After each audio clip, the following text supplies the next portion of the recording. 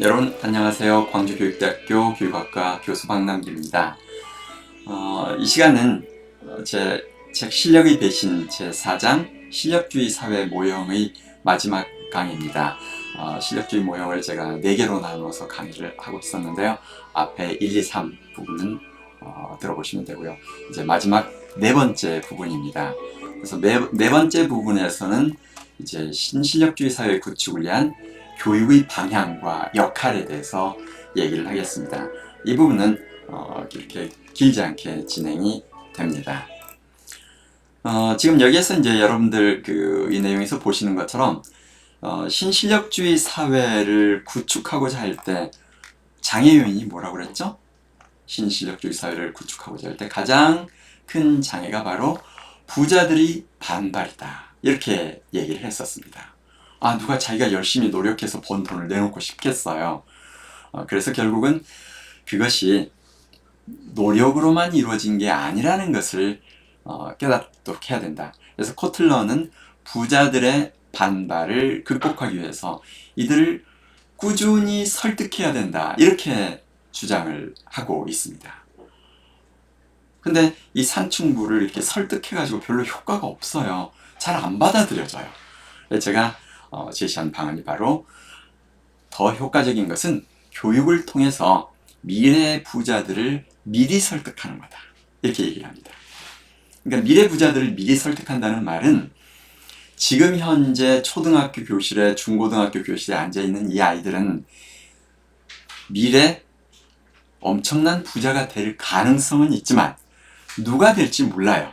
그래서 이 아이들에게 바람직한 가치관을 불어 넣어주는 것이죠.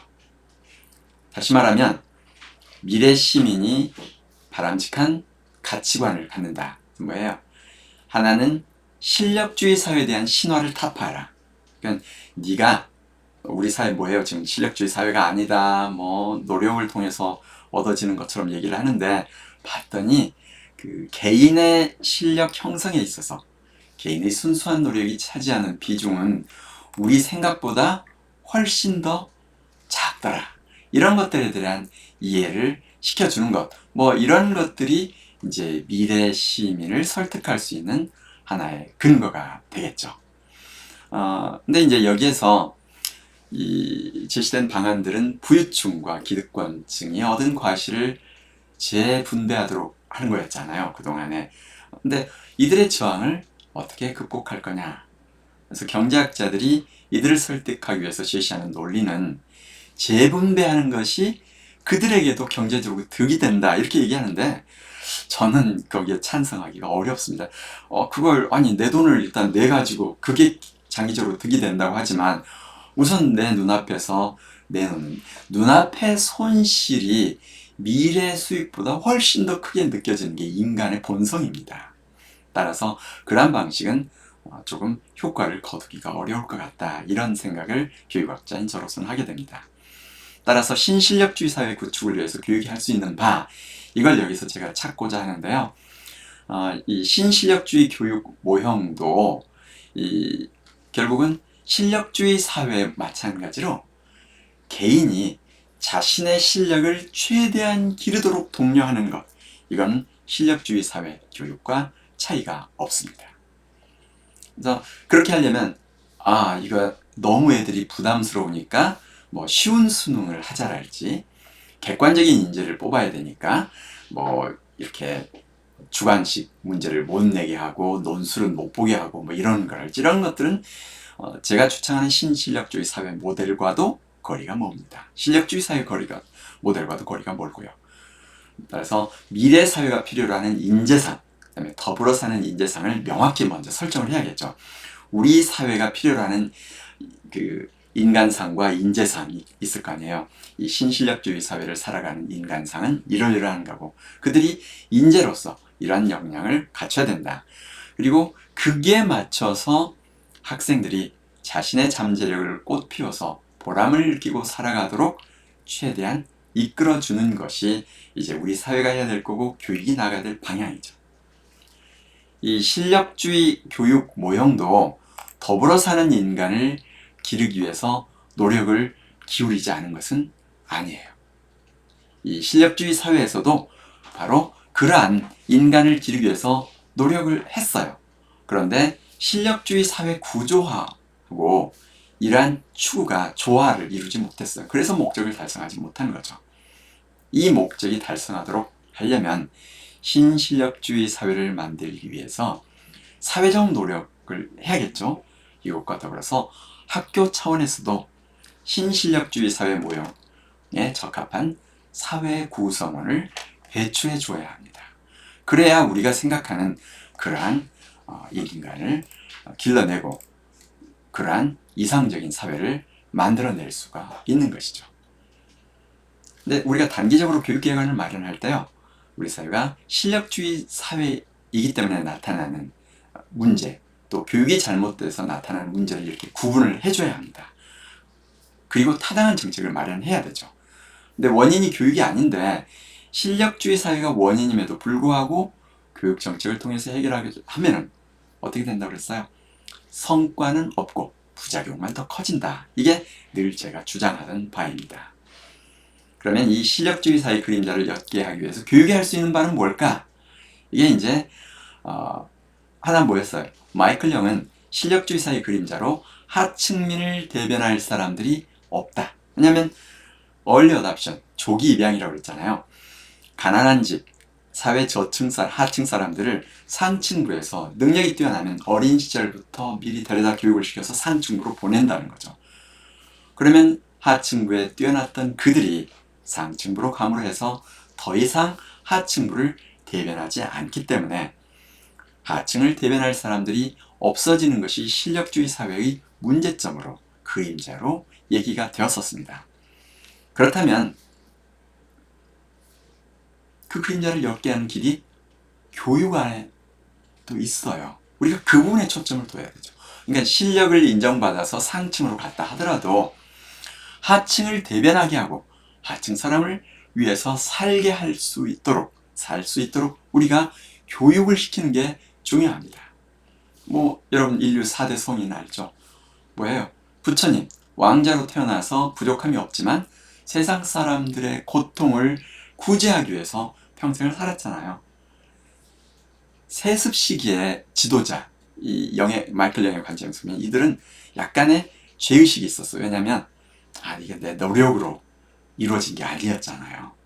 그래서 그러한 미안함이 오히려 중생구제의 생각을 갖게 했다. 이렇게 우리가 생각해 볼 수도 있습니다. 그렇지만 근본적으로 우리 인간을 돌아보면요, 내가 속한 계급이 아니더라도 타 계급을 이해하고 공감하면서 구제하고자 하는 생각을 가질 수가 있어요.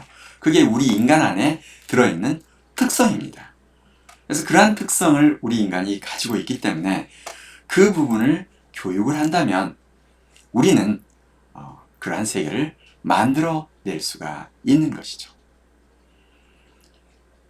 여기에서 지금 금방 했던 이야기를 조금 더 상세하게 얘기를 해보면, 실제로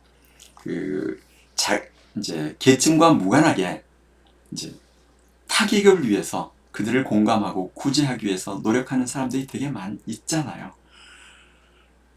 우리 인간은 이제 보면 인간 모습을 볼 때 계층과 무관하게 인간의 능력이 무작위로 배포되어 있어요. 가난한 집에서도 부모가 머리가 좋지 않은 집에서도 뛰어난 아이들이 태어나기도 합니다. 그래서 이렇게 계층과 무관하게 인간의 능력을 무작위로 고르게 배포하는 신의 의지라고 마이클 영을 표현합니다. 이거 자연의 법칙인데요. 그 결과가 바로 계층 간 유동성이 발현될 수 있는 여지예요. 어떻게 해서 우리 인간이 하층이 상층으로 올라갈 수 있는가? 실력주의 사회가 되면 그랬을 때 그게 바로 자연의 법칙 혹은 계층과 무관하게 신이 인간의 능력을 무작위로 쫙 뿌려준다 이거죠. 상층에 있다 하더라도 무능한 인간도 있단 말이에요.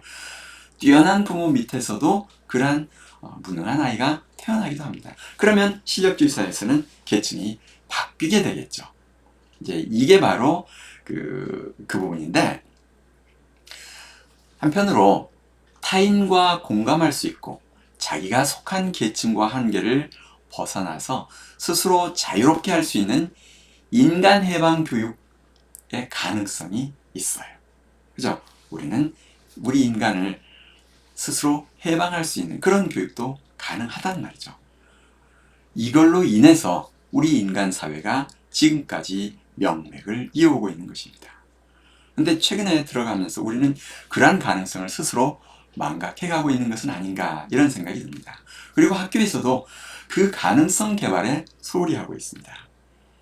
우리가 지난 10년간 진보 교육을 비판할 때 실력의 저하 혹은 계층 간의 실력 차이가 너무 두드러지는 것들을 비판해 왔었습니다. 그러나 진보 교육이 기여했던 바도 있어요. 그게 바로 여기에서 말하는 인간 해방 교육, 그 다음에 하층의 상층에 자기가 되더라도 하층을 위해서 대표할 수 있는 그런 생각을 갖도록 하는 것, 그런 점에 있어서는 진보 교육이 상당한 기여를 했다, 이렇게 생각할 수가 있습니다.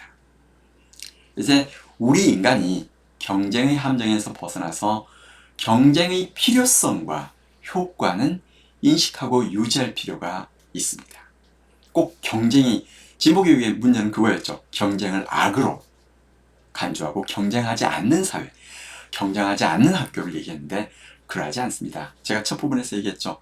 르네상스 시대도 공정한 경쟁을 바탕으로 해서 만들어진 것이다 라고 얘기했어요.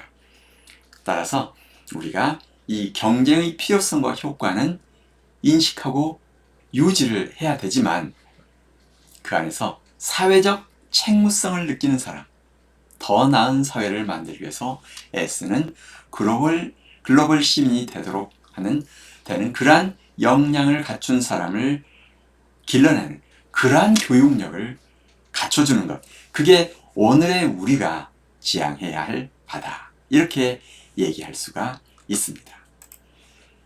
여기에서 그러니까 이제 우리가 명확하게 인식해야 될 것은 교육에 대한 보편적 투자, 사회적 교육적 약자에 대한 정책적 배려, 이런 것들은 실력이 있는데 잠재력이, 가정환경 탓에 잠재력이 덜 개발된 사람, 이런 걸 뽑아서 실력주의 사회를 강화하기 위한 정책이다, 이렇게 착각을 하고 있어요.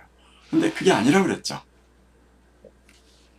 사회적 약자에 대한 정책적 배려는 실력주의 사회를 강화하기 위한 게 아니라 실력주의 사회가 가져오는 문제를 약화하기 위한 것이다. 이걸 깨달을 필요가 있습니다. 근데 그런 지금 사회통합전형이랄지 지역 인재 안배랄지 뭐 이런 것들을 보다 완벽한 실력주의 사회를 구현하기 위한 거라고 착각하다 보니까 이렇게 오해한 결과로 나타난 게, 실력이 부족한 애들을 대학에서 받아놓고 나서 기본 가정이 뭐예요? 얘네들은 잠재력이 뛰어난 아이들이다, 이렇게 가정하잖아요. 그러니까 그냥 걔네들이 대학에 오면 잠재력을 발휘해서 잘 될 거다라고 가정하는데 그렇지 않아요.